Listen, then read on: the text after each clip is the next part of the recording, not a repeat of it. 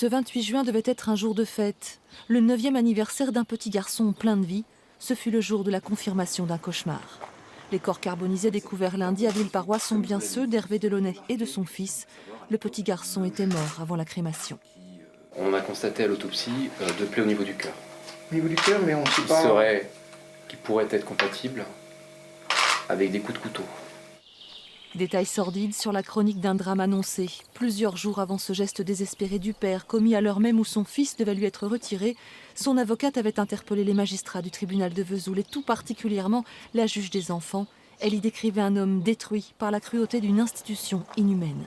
Lorsqu'un avocat parle d'une issue tragique, à minima, le magistrat se doit d'appeler l'avocat pour comprendre un tel terme et prendre les mesures nécessaires.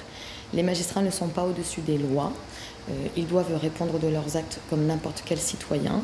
Il en va de même d'un éducateur, d'un service social qui dépendent tous de l'État. Pour le parquet, le système a fonctionné, c'est l'avocate qui a failli.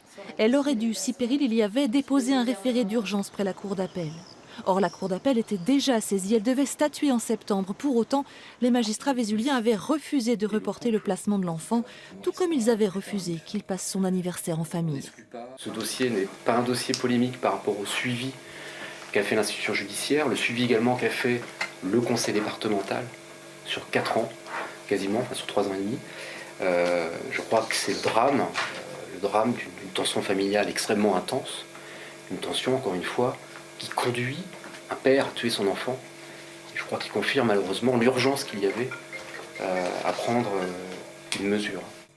La famille du père n'entend pas en rester là, qui devrait engager une action en responsabilité de l'État et porter plainte contre la juge des enfants et les éducateurs en charge de l'affaire.